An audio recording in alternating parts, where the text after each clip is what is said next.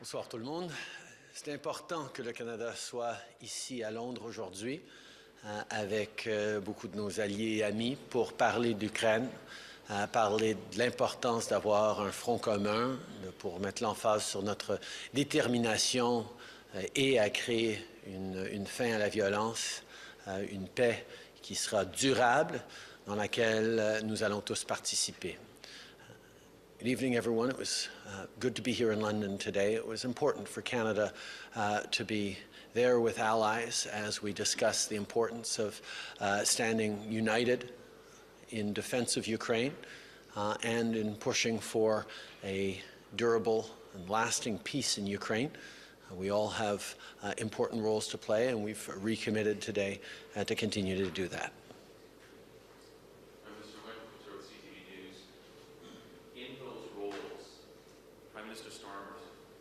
Coalition of the willing. What role will Canada play in that coalition? Canada has been one of the strongest countries in support of Ukraine from the very beginning. For over 10 years now, we've been training Ukrainian defense forces. We're up to close to 40,000 Ukrainian troops that we have trained over the years. We're continuing to play a significant role in training, as is the UK, who is our primary partner in that. We've also invested close to $20 billion in supports for Ukraine, military, economic, and other. And we're going to continue to be there to support Ukraine as necessary with whatever it takes for as long as it takes, because Ukraine is not just defending its own territory, it's defending the very principles and values that underpin all of our democracies. So as we look at what's going to be necessary in the coming years, I can assure you that Canada and Canadians will be there. Le Canada est là pour l'Ukraine depuis très longtemps. Ça fait plus de 10 ans qu'on fait de la formation en Ukraine, depuis l'invasion illégale il y a 11 ans de la Crimée et certainement depuis l'invasion totale il y a 3 ans. On est là avec presque 20 milliards de dollars en appui. On va continuer d'être là pour l'Ukraine avec l'aide nécessaire. On fait partie des réflexions sur comment on va établir une paix et comment on va garder la paix et s'assurer que ça dure. Et à ce niveau-là, je peux assurer tous nos alliés et surtout nos amis ukrainiens que le Canada continuera d'être au rendez-vous. Prime Minister Starmer said specifically it will mean UK boots on the ground and planes in the air. From your answer, I am taking that will not mean Canadian boots on the ground. Is that, just to finish, is that the case, or are you considering Canadian boots on the ground in the form of peacekeepers down the road? Every step of the way, Canada has looked at the ways it can best help. And as I've said a few days ago, everything's on the table. We know that the Canadian military has ways that it can contribute. We're not going to get ahead of the discussions on how to keep a peace that isn't yet in place. But Canada will be there and is open to doing what is necessary, but those will be decisions taken in the coming years by Canadians and their government. Dylan Robertson of the Canadian Press. Prime Minister, in your audience tomorrow with the King, what is your message for him, and do you want him to speak out for Canadian sovereignty, whether that's in public or when he has his meeting with the President?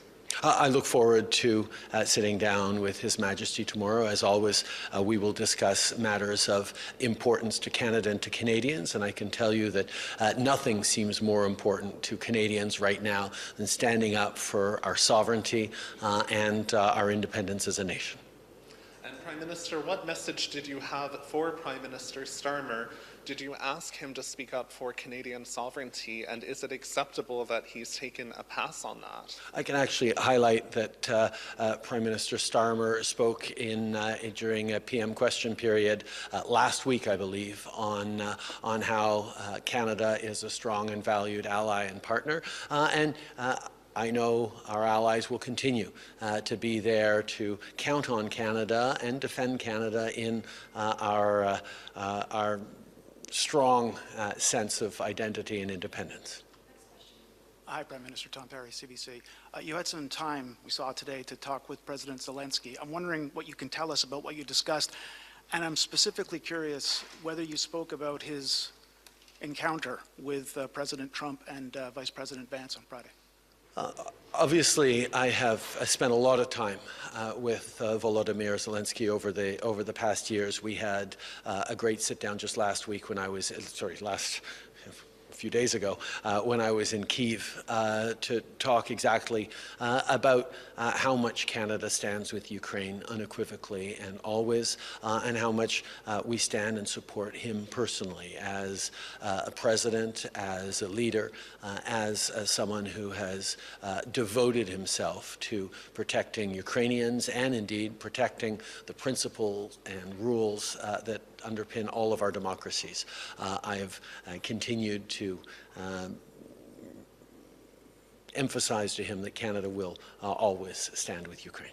You clearly admire President Zelenskyy, so I'm wondering what you thought when you saw the treatment that he received in the Oval Office on Friday.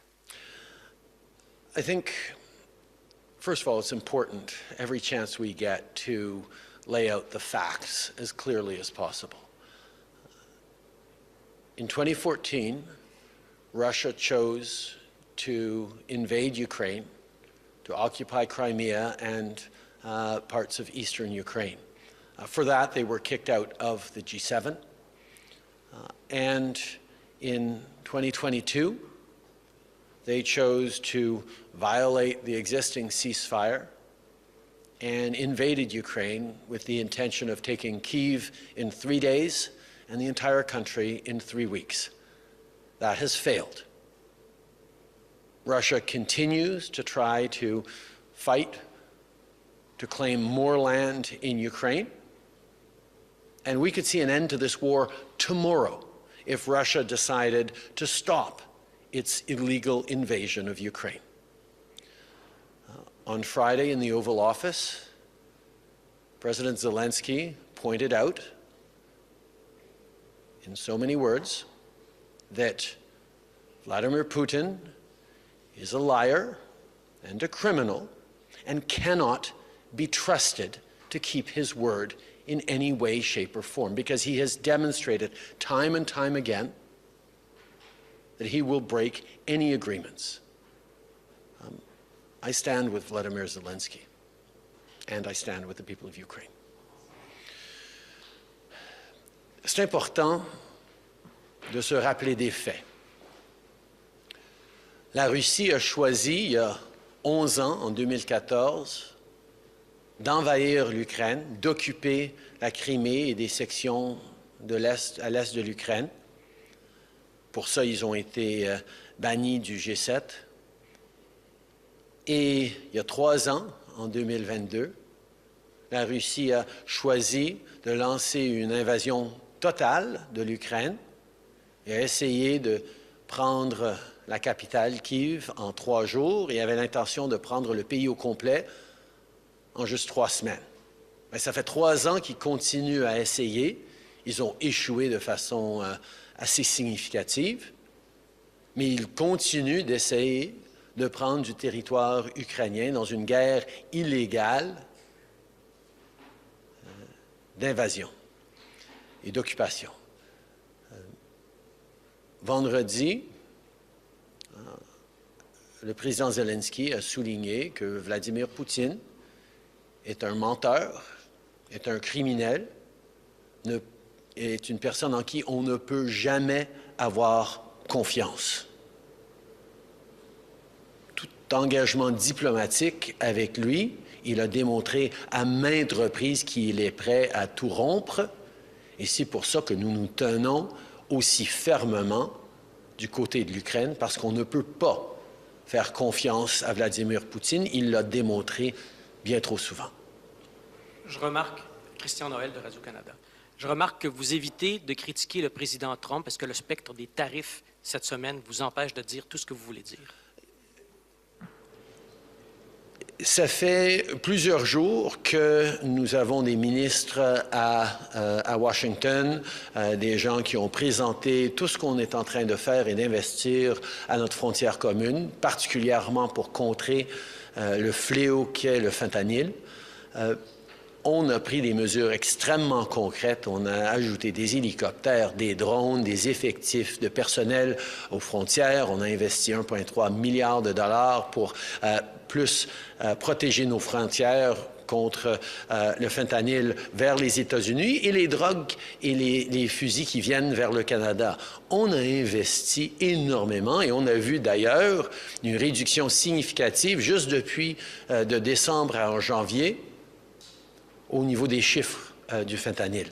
Alors, la justification pour les tarifs qui sont proposés sur mardi sur le fentanyl n'est tout simplement pas là en termes concrets.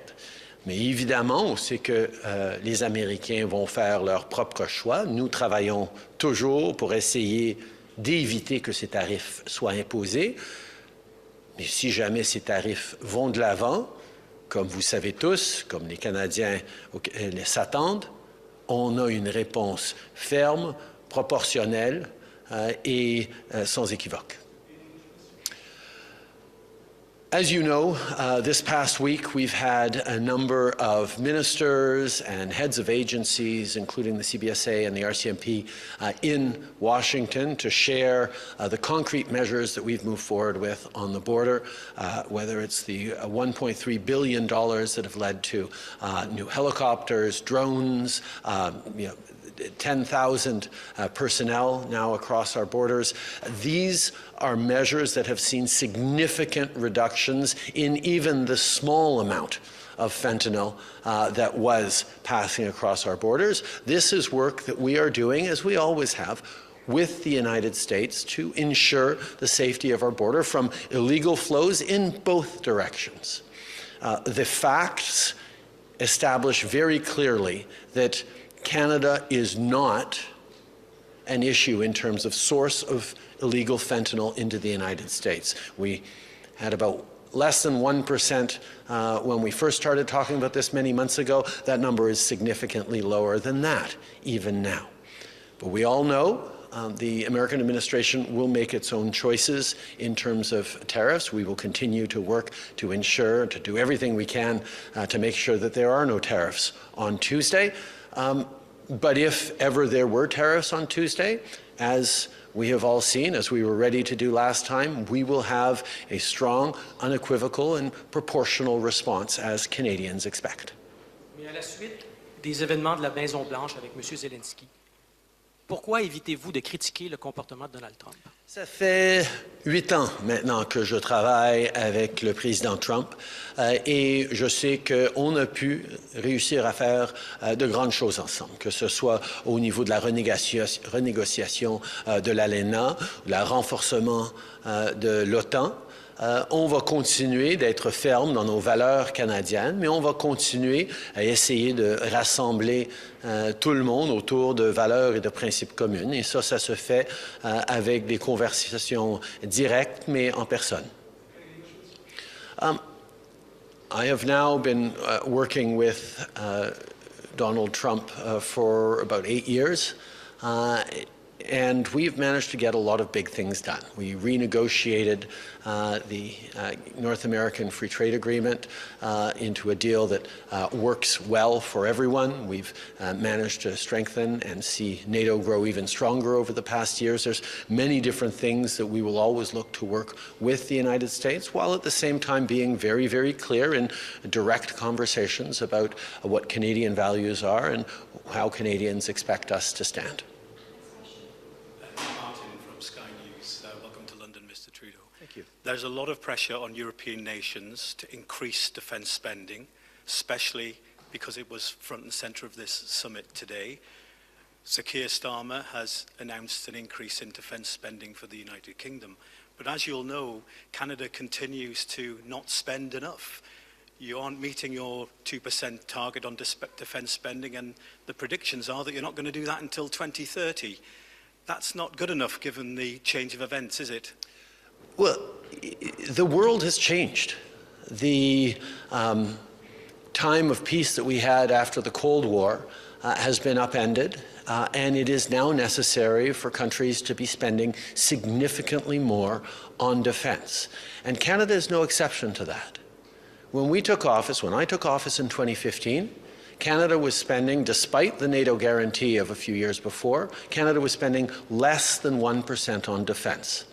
It was my government that has tripled defense spending between then and 2030, and we're actually on track to reach that 2%. Now, we understand we all need to do more, and we are busy doing more, including buying 88 F-35s, moving forward on a dozen new submarines to help patrol the Arctic, making investments in NORAD, making investments in capacities, including making investments for Ukraine. And we will continue to do more. That is what not just our allies expect, that's what Canadians expect, and we will keep doing that. But do you think that Canada will reach that 2% way before 2032? And just to follow up, we all saw the events in the Oval Office the other day.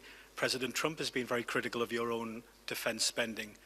Given what we've seen, do you see President Trump as an ally or an adversary in all of this? The United States will always be an ally. Americans and Canadians and indeed allies from around the world have stood and fought against tyranny and fascism and Nazism and stood and died together on battlefields across Europe and in various places. We will continue to work together to build a stronger world. Le Canada et les États-Unis et nos alliés de l'OTAN vont toujours être là les uns pour les autres. Il y a des administrations qui ont des perspectives différentes sur un enjeu ou un autre, mais sur les grandes choses, je sais que les Canadiens peuvent compter sur le peuple américain et sur tous nos alliés quand vient le temps d'être là pour la paix et un avenir plus prospère. You were, of course, Prime Minister during President Trump's first term, and he was adamant even then about the 2% NATO commitment. Do you think it's perhaps one of your biggest mistakes not to have addressed that in his years out of office, because he was always going to come back and press on that point again? As I said, Canada has more than tripled its defense spending between 2015 to 2030. That was a decision that we took after a conservative government had allowed our defense spending to slip below 1%. We are now on track to reaching the 2%, and indeed, it's not about just focusing on the numbers, although yes, we need to reach those numbers. It's about ensuring that Canada has the capacity to defend the Arctic, to be there for our NATO allies, as we are in Latvia leading the enhanced forward presence. We are going to continue to be stepping up because, quite frankly, Canadian men and women of the armed forces are respected and valued and needed in contexts around the world. And the biggest grumble of many of our partners is, we love Canada, we just need a little more of you. And that is exactly why the Chief of Defence Staff has increased enrollment in the Canadian Armed Forces, and we're stepping up in a number of ways to ensure that we're increasing our defence spending. And I have no doubt that the next Prime Minister of Canada will continue to do just that. With today have made many trips to Ukraine over recent years, trips that Vice President J.D. Vance called propaganda tours. Do you think now that Donald Trump and J.D. Vance themselves should travel to Ukraine to see what the situation actually is, given the factual errors they made in that Oval Office meeting on the situation? I think there's no substitute for being there on the ground and seeing both the sandbags on street corners in Kyiv, talking with Ukrainians who express concerns for their loved ones, their brothers, their fathers who are on the front lines, but also see the resilience and the strength and the determination of Ukrainians as they go about their daily lives, as they continue to go to movies and eat on street-side patios and have a semblance of a normal life, even as an enemy country is busy trying to kill their family members and take their land. Ukrainians are an extraordinary inspiration to all who meet them.